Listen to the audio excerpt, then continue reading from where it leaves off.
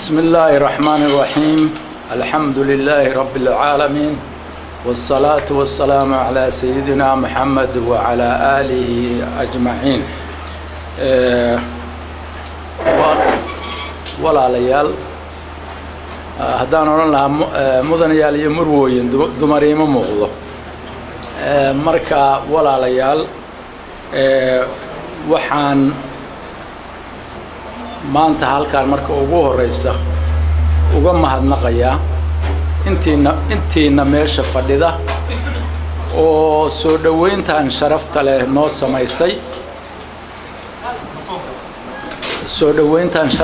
noo samaysay iyo intii magaalada nooga hortimid iyo inta niyadda nagu haysay oo iyaguna meeshay joogaan ama ha noqoto gurigooda kalgacalka nagu soo dhaweysay ma heli karo kelmada aan ku cabiro shucuurtayda saan ugu faraxsanahay soo dhaweynta aan maanta Boosaaso ka helay waana aaminsanahay inaanu ka helayno waayo waxay ahayd magaaladaydii magaalada aan maanta sababaha ugu waaweyn oo aan isu sharaxayo asalka u ahayd ayaan in saas la igu soo dhaweeyo laakiin walow aan xaqaas u leeyahay haddana ma gafayo inaan idinka mahadnaqo oo idin iraahdo aad baad u mahadsantihiin jazaakum allahu khayran salaanta kadib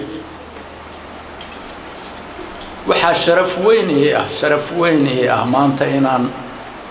xafladan sharafta leh oo isimadii nabadoonadii cuqaashii waxgaradkii aqoon-yahankii culimaadudiinkii ay wada fadhiyaan reer Puntland inaan aragtidayda ku aadan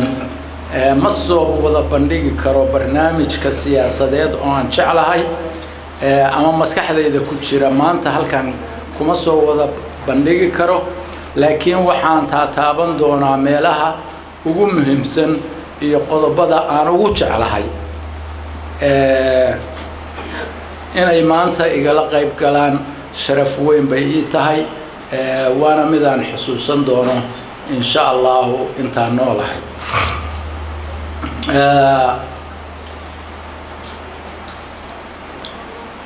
waxay la tahay arrintan maanta meesha u yimid waxa weeye inaan ku dhawaaqay waad la socoteen inaan ku dhawaaqay inaan musharax madaxweyne ahay dawladda Puntland oo aan u sharaxanahay nolosheeda dhaqaalaheeda marxaladahay soo martay iyo waxay hadda ku sugan tahay ma rabo inaan wax badan idinka sharxo waayo dadkii soo aasaasay xaqiiqdeeda haya xogogaalka u ah ayaa tihiin wax badan oo wanaagsan baa la soo qabtay Puntland ilaa iyo maalintii la aasaasay iyo ka horba waan xusuustaayo gobolkan waxaan dhowr jeer imid waan mar walba imaan jiray isagoo gaari aan raacdidaadan heli karin hal gaari oo aad raacdo inaad ziizo dusha ka fuusho maahe isagoo aan la helin ayaan xasuustaa oo aan fogayna 92 maantana meesha aynu marayno waa xusuusantihiin meel wanaagsan baan maraynaa hase yeeshee waxaan hubaa oo aan ogahay inaynu gaari karay meel intaan ka fiican baynu gaari karay horumarka aynu samaynay mid ka weyn baynu heli karay wixii la qabtay intaasaan uga harayaa laakiin waxna waa la qabtay wax badanna wayna ka xumaadeen wax badan baa ina ka xun oo aynu u baahannahay inaynu saxno oo khaladka ka jira aan saxno si aan ummadaha horumaray u higsano waxyaalaha ina ka khaldan waxaa ka mid ah maamul xumo ina ku raagtay maamul mar walba waxaynu dhisanaa maamul afartii sano mar baynu isu nimaadnaa waxaynu isku daynaa inaynu maamul dhisano garashadeenna ma xuma oo malihi dad garasho xun baan nahay laakiin mar walba waxa aynu dhisano afartii sano markay dhamaato ama soo dhowdahay waxaynu niraahnaa ilaahu yaa naga wareejiya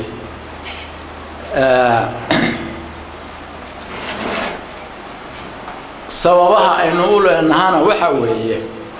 oo sabab u ah oo ugu weyn waa hoggaanku waa meesha kaliya oo hagaajin karta waxa ina ka xun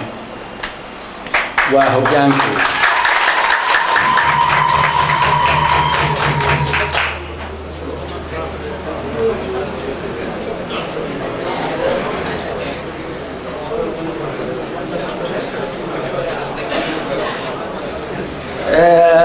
fariinta la ii keenay waxa weeye tacsi aan u dirayo waxaa geeriyooday beeldaaje axmed maxamed xirsi ilaahay waxaan ka baryayaa inuu jannadii geeyo ehelkiisiina ilaahay ka samirsiiyo fariintaas hadda la soo gaarsiiyey ilaahay ha u naxariisto beeldaaje axmed maxamed xirsi waxaa kaloo lay xusuusiyey waadan araga dumarkii baa joogaa la yidhi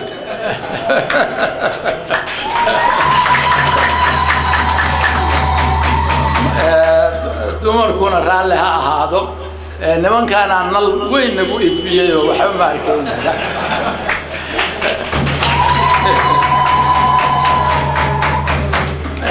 maamul xumada waxaa sabab u ah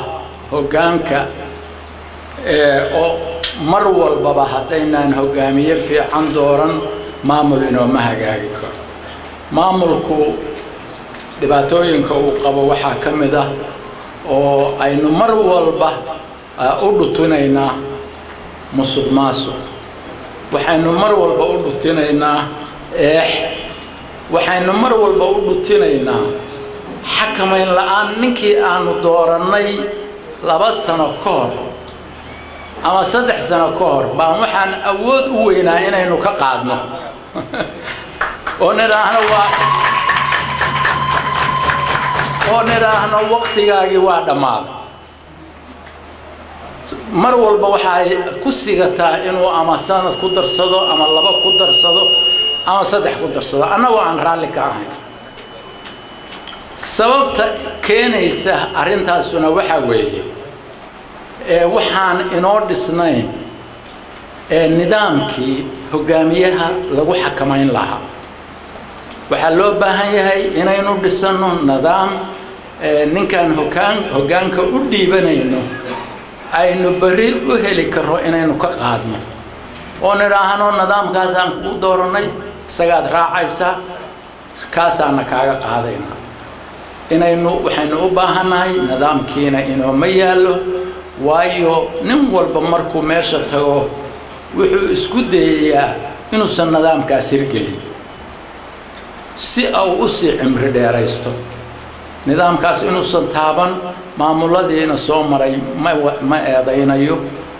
wixii badnaayoo aan sheegayo aynu qabsanay waxbay ku lahaayeen qayb weyn bay ku lahaayeen inta badan se shacabkaa lahaa horumarka aan gaaray laakiin qayb bay ku lahaayeen hase yeeshee xukun jacayl daraadiis mid waliba wuxuu isku dayaa inuu cimriga dheeraysto intaas waxaan uga harayaa Puntland iyo dhibaatooyinka ka jira iyo wixii ina soo maray waa ku soo gaabinayaa intaas hadda waxaan u gudbayaa Puntland iyo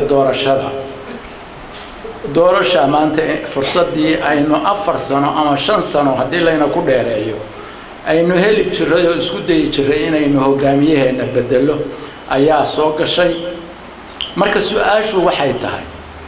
war hogaamiyaha aan u baahanahay muxuu yahay maxaynu u baahanahay hogaamiyeenu u baahanahay horta ma naqaanaa cidda aynu raadinayno oo u baahanahay waa su'aal u baahan in la isweydiiyo rag badan oo saaxiibadaya oo waxila jecel oo mar walba jecel in dadku jeclaado aan siyaasi bilaah oo khatar oo oratoora noqdo dadku oo dhan aan soo jeesta waxay yiraahdaan warniyo waa hadal macaan tahay waana jilicsan tahay war hadal macaan haday daan rabin maxaa rabtaa ma waxaa rabtaa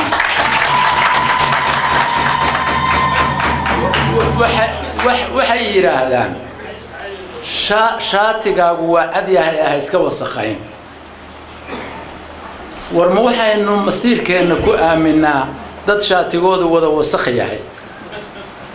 macquul maaha inaynu masiirkeena ku aamino dad shaati wasakhaysan waxaynu u baahanahay mid shaati wacad yahay oo aan masiirkeena ku aamino adayga iyo hadda dadkeenu dhaqanka u ah oo ay jecel yihiin ninka kaaboyga ah oo jidka xabadda ku mara markii zaxmadda gawaaridu ay halkaas isgoyskaas wax badan baan maray iyadoo xabad lagu furahayo oo dadkeena dhaqan u noqday oo waa la jecel yahay oo waxa la leeyahay ninkaas waa bel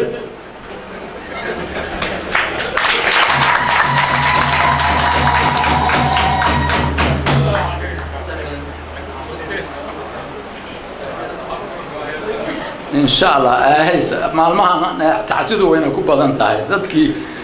dadkii shalay geeriyooday soo socodka iyagii baanu tacsiyeynay waana ku celinaynaa dadkii dhibaatadii shalay dhacday tacsideedii aad iyo aad baanu uga xunahay ilaahayna waxaan uga baryaynaa eheladii inuu ka samaysiiyo hogaamiyaha waxaan isku dayayaa wax yar inaan hogaamiyaha aan u baahanahay wax yar ka sheego hogaamiyaha aan u baahanahay waxaynu u baahanahay hogaamiye waxa afka Soomaaliga lagu yiraahdo hiraal ama vision hogaamiye hiraal leh maxaa loola jeedaa hogaamiye hiraal leh waxa looga jeedaa hogaamiye ummadda mustaqbalka meeshu u wado ay u muuqato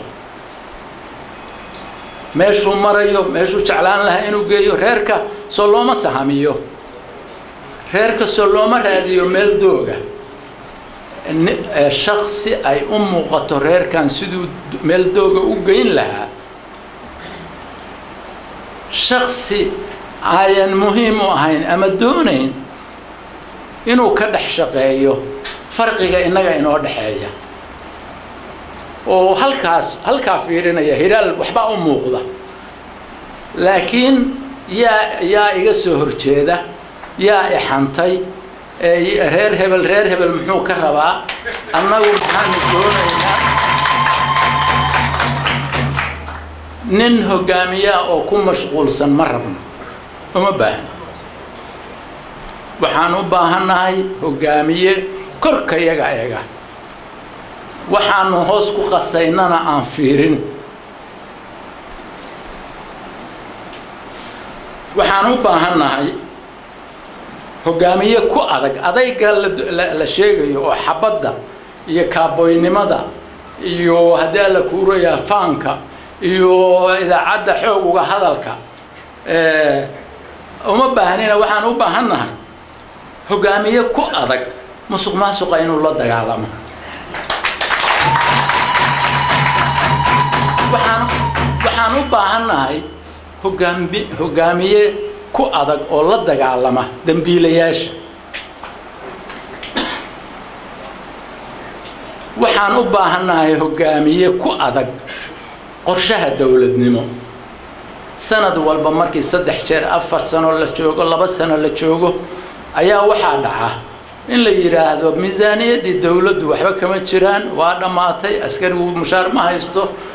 ninka shaqaalaha ay mushaar ma haysto xildhibaanku mushaar ma haysto waxba ma jiraan miisaaniyadii hadii la fiiriyo qorshihiina waa la helay lacagtii dawladdu qorshaysay ee ay ku tala gashay inay inta ku bixiso waa la helay dawladda waa soo gashay لكن لبا سنة كبعد وحال هذا وحب الله ما بحين كرم سببت كانت هو معمول حمو نن قرشها دولة نمو دولة أدونك ولجين ما أرق ما نمقل دولة مالين هل بالمشار بحين ويدي أو نول ولجين ما أرق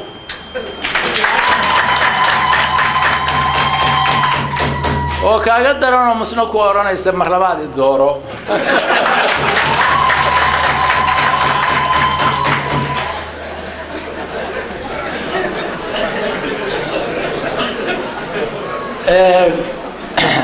waxaan u baahanahay hogaamiye ku baraarugsan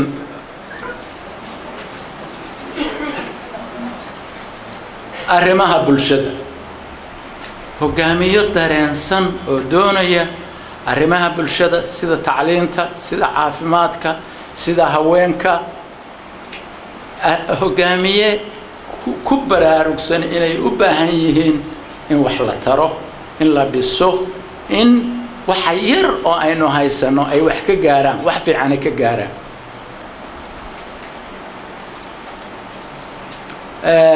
waxaynu u baahanahay waa wadi karaa ilaa caawa laakiin waa soo ururinayaa oo waxaynu u baahanahay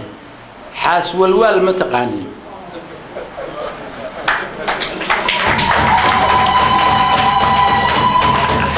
xaas walwal baan u baahanahay rati gurgura oo weyn oo aan rarano oo cayno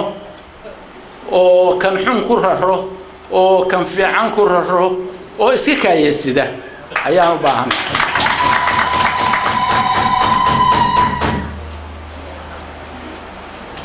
waxaan u baahanahay hogaamiye u jilicsan meesha aynu hadda inagu ka jecelnahay midka xabadda jidka ku fura ina xira ina dila hebel iska dhiciya waxaan u baahanahay hogaamiye u jilicsan dadweynaha aad ugu jilicsan dadweynaha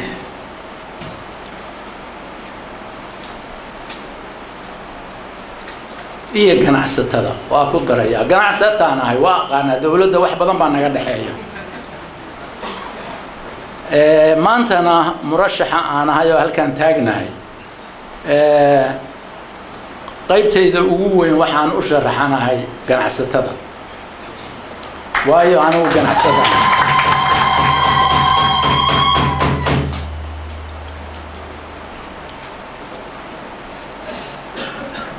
waxaan u baahanahay hogaamiye aaminsan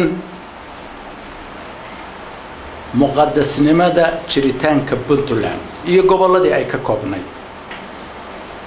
maamul baan dhisanay dastuur baan samaysanay dawlad baan dhisanay xuduudadeena aan define garaynay in su'aal ay timaado la yiraahdo gobol hebel muxuu yahay maanta wax sax ma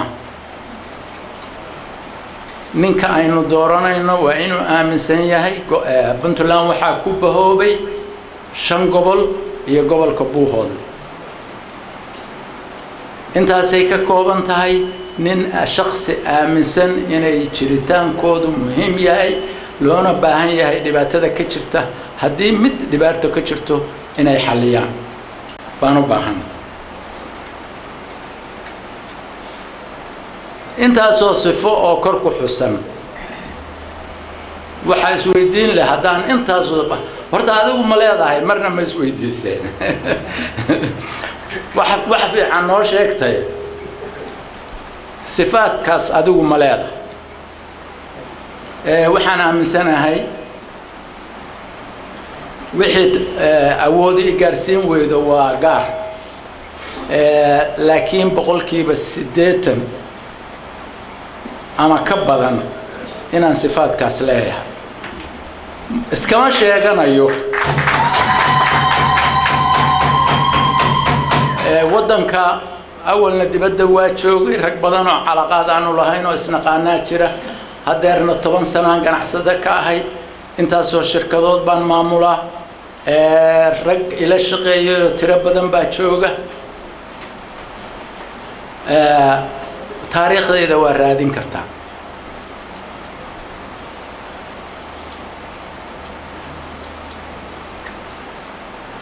ملهي اسككي رميستا لكن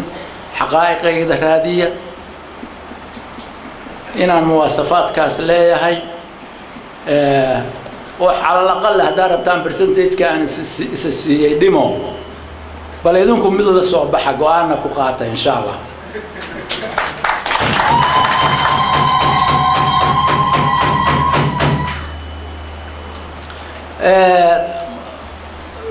ولو أن سنة كي هور شرحنا أو إذا صار شرح سنة كي هور سنة كان إنتان ضدو ياري أو إيري السوء ما هذا عن قدسي اسمه صار شرحين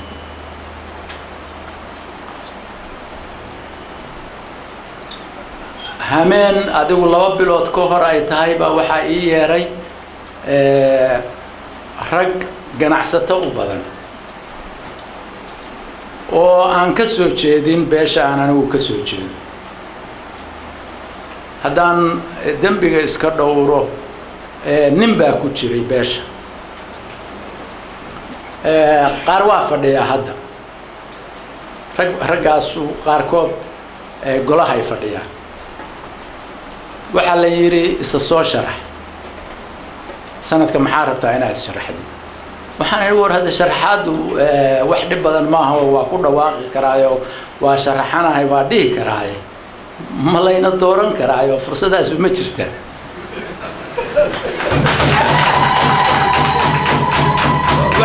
waxaa la yidhi fursadaas waa jirtaa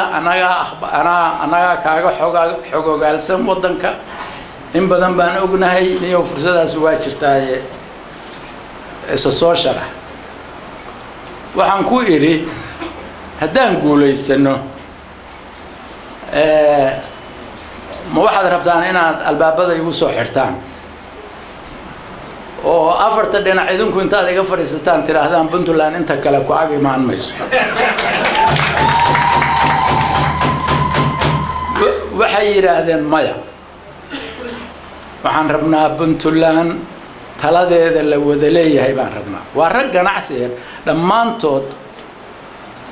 ganacsi bay ahaayeen rag ganacsataa bay ahaayeen aan xil dawladeed iyo siyaasad midna soo qaban alla ilaa haddaan dambiga iska dhowro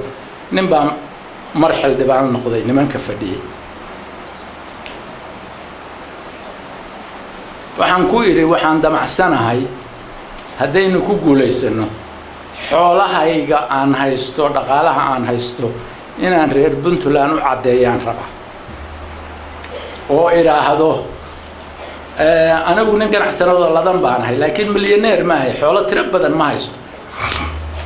inaan iraahdo maalinta ay doorataan intaas oo xoolaa baan haystaa maalintan idinka tagayana waa idin sheegaya intaan haysto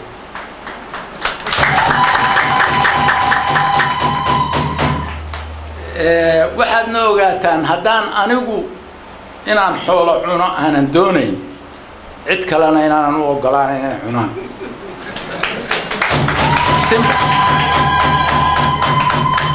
marka niman dhaqaale wada mayaynan ahay oo dagaalka ma wada galaa mase niman ummadda inay u shaqeeyaan oo raba oo isbeddel rabaa baynu nahay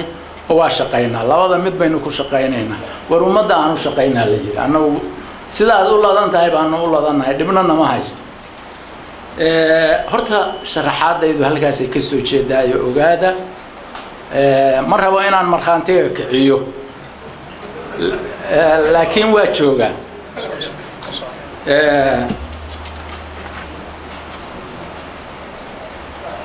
marka haddii aan jagadaas ku guulaysto oo ilaahay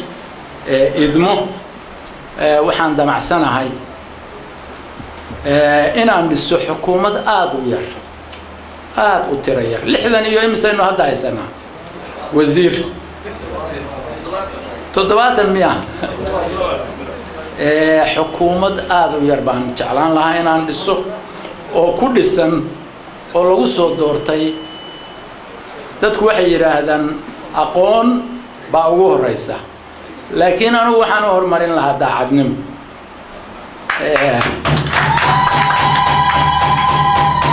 dad daacada aqoonna leh lagu soo xulay ayaan insha Allah doonayaa inaan magacaabo qaybaha dawladda ay ka mid tahayna dawladdeena waxaa la yiraahdaa maamulkeena waxaa la yiraahdaa madax ka nool waxaan nool madaxweynaha kaliya haddii biyotoni la qorayana isagaa loogu tagaa waxaan insha Allah ku tala jiraa inaan dawlad awoodeedii kaamila qayb waliba awoodeeda haysato ninka wasiirka ahi xafiiskiisa uu u madax bannaan yahay waxaan kaliya aniga mas'uuliyadaydu tahay oo layga rabaa inaan dabagalo inuu haddaan anigu wanaag rabo inaan dabagalo inuu wax wanaajinayo inuu dadweynaha u shaqaynayo inuu meel fiican wax marinayo ayaan u rabaa saacadiiba waa kaa dhamaataa la leeyahay wax yar baan ku darayaa dhaqaalaha waxaan horumarinayaa ka tegi maayo arrintii iigu muhiimsanayd baa saacadii iga dhamaatay Boosaaso iyo doorashaday Boosaaso maantaan joogaa waa rugtii ganacsiga Puntland rugtii dhaqaalaha Puntland meel weyn bayna iga taala waayo anigu ganacsadaanahay waa ka ganacsaday waa aqaanaa dhibaatada taala waxa jira waa ogahay waxay u baahan tahay maadaama anigu nin ganacsi aan ka soo jeedo maadaama Boosaaso halbowlihii gacanta ganacsiga tahay isheeda u weyn oo ganacsigana waxay ku dhisan tahay dekedaas bay ku dhisan tahay dhibaatooyinka ka jira idinkuba waa ogtihiin taaban mayo laakiin aniguna waa ka warqabaa si fiican baan uga warqabaa waa ka ganacsaday dhibka yaala waa aqaana haday maamul xumo tahay haday musuqmaasuq tahay haday waxay rabto ha ahaatee waan la socdaa waana ogahay anigoo markab ii soo xiran yahay oo soo kireystay oo aan dekada soo gaarin badda jooga xataa lacag bixi waa leeyahay badda dhexdeeda dekada markabku ma soo gelin bixi lacag soo la soo xirmayo haddaan lacagta bixin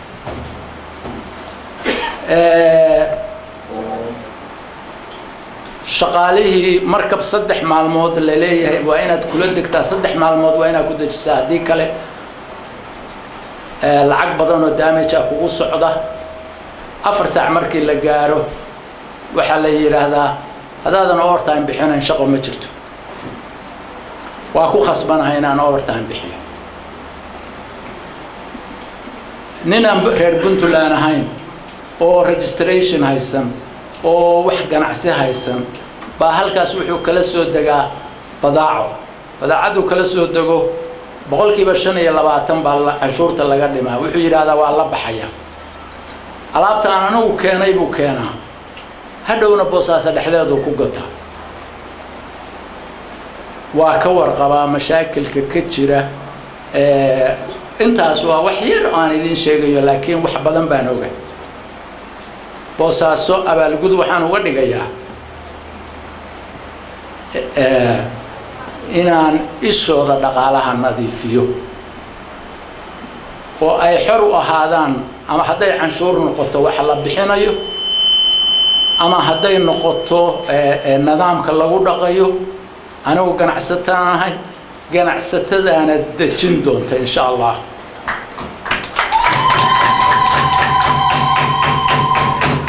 wasaaradda inta la isugu yeero maxaynu canshuur dadka ka qaadnaa oran maye waxaan oran doonaa ganacsatada canshuurta bixisa iyaga intaan isugu yeero inaan iraahdo dawladdu inay socotay rabtaa canshuur inay heshay rabtaa ka taliya canshuurta wixii macquulana keena hadday iga yaraatana iyagaan baryayaa dib ugu noqonayaa leeyahay wax sii laakiin xoog wax uga qaadi mayo